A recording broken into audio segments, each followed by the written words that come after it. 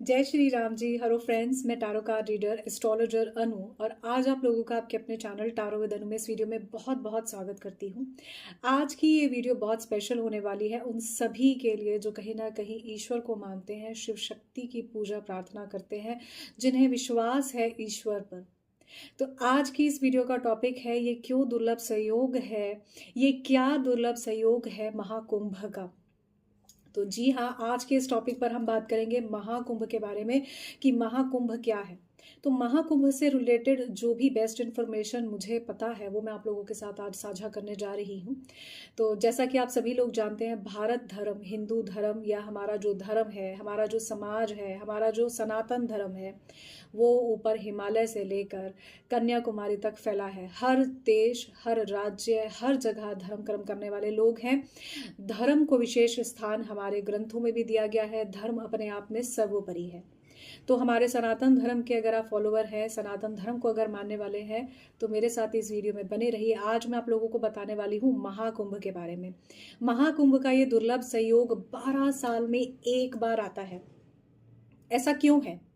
क्या आप लोग जानते हैं कि ये टाइम एक ऐसा टाइम है जहां पर पूरे भारत में जितने भी साधु संत, योगी महाराज हैं, जो भी बड़े बड़े श्री श्री मंडलेश्वर हैं, जो भी बड़े बड़े गुरु हैं, वो सभी आते हैं प्रयागराज में नहाने के लिए। उसका क्या कारण है, तो आज हम इस पर बात करेंगे और क्यों ये दुर्लभ संयोग है इस बारे में बात करेंगे। आई होप ये वीडियो आप लोगों के लिए वैल्यूएबल होगा और आप लोगों का प्यार और स्नेह बस चैनल के साथ बनाए रखिए। एक एनर्जीज को कनेक्ट करने के लिए, पॉजिटिविटी के साथ जुड़ने के लिए ज़रूर चैनल को सब्सक्राइब कीजिएगा, वीडियो को लाइक कीजिएगा। तो सबसे पहले हम बात कर लेते हैं महाकुंभ क्या है।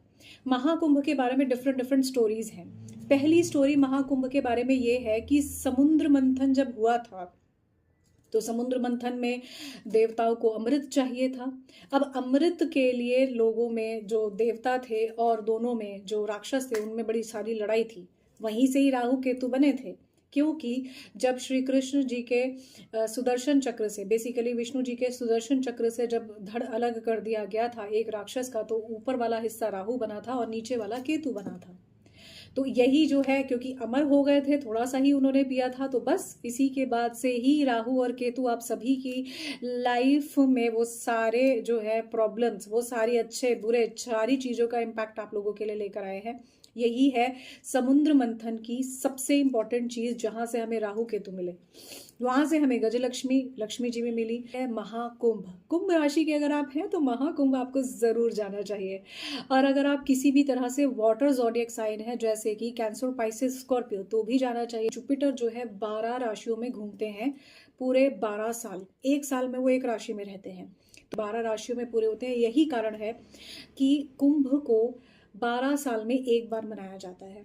ये बड़ा ही दुर्लभ संयोग होता है। आप किसी राशि के हो, चाहे आप किसी भी ज़ोडिएक साइन के हो, चाहे आप कोई भी पंडित हो, चाहे आप कोई भी नॉर्मल इंसान, किसी भी जाति के आप क्यों ना हो, आपको कुंभ में स्नान जरूर करना चाहिए। ऐसा माना जाता है कि गंगा, जमुना, सरस्वती नदियां जो हैं वो इस समय में यहाँ पर अदृश्य तरीके से होती हैं। हालांकि आप गंगा और यमुना जी को जरूर देख सकते हैं, बट इस समय में माँ सरस्वती भी होती है।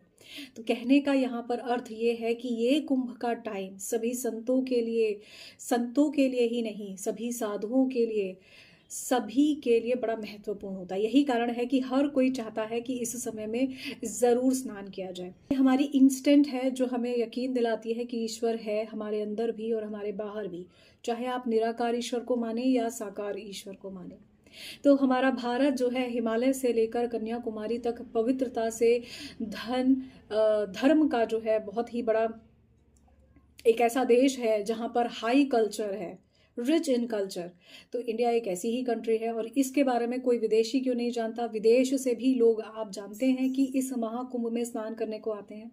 तो ये जो धर्म का हमारा जो सनातन धर्म है, उसमें जो ये कही भी बातें हैं, ये इतनी अद्वितीय हैं, इतनी ही एनर्जी से भरी हैं कि बस क्या ही बताई जाए। इसीलिए ये कहा जाता है कि ये स्नान ज़रूर करना चाहिए। इस बात में अब और आगे बढ़ते हुए आप लोगों को ये बताती हूँ, जो कि जुपिटर की 12 राशियों के बाद जब वो कंप्लीट एक चक्कर लगा लेते हैं। तो नाड़ी एस्ट्रोलॉजी अगर आप फॉलो करते हैं, या अगर आप एक नाड़ी एस्ट्रोलॉजर हैं, मुझे सुन रहे हैं, या फिर अगर आप नाड़ी एस्ट्रोलॉजी के बारे में जानते हैं, तो मैं आपको बता दूं उस पॉइंट ऑफ व्यू से भी ये बहुत इंपॉर्टेंट हो जाता है, क्योंकि जुपिटर के ही पॉइंट से हम नाड़ी एस्ट्रोलॉजी को मानते हैं। जुपिटर से ही उसमें हम जो है कुंडली की एक अलग तरीके से जो है गणना करते हैं, जिससे आपकी प्रोडिक्शन समझ आती है। ऐसा भी माना जाता है कि जब आप महाकुंभ में स्नान करते हैं तो आपके जन्म जन्मों के पाप खत्म हो जाते हैं। निसंदेह पाप को अंत करने के लिए भी ये चीज़ की जाती है, और ऐसा भी माना जाता है कि इस समय में ना सिर्फ देश के पूरे जिस भी प्रांत में साधु हैं, उस साधुओं से कहीं और ज़्यादा कहा जाता है, चाहे कोई गंधर्व है, कहीं भूत है, कोई पिशाच है, कोई कुछ भी है, हर कोई इस कुंभ के स्नान में दृश्य अदृश्य रूप से होते हैं। ऐसा भी माना जाता है कि इस समय में देवी देवता भी भेष बदल कर पहुंचते हैं। अब ये मान्यता है, मैं यहाँ ये नहीं कहूँगी कि आप लोग ऐसा ही माने, पर हमारा देश बहुत सारी मान्यताओं से भी जुड़ा है, क्योंकि धर्म कर्म में बहुत रिच है।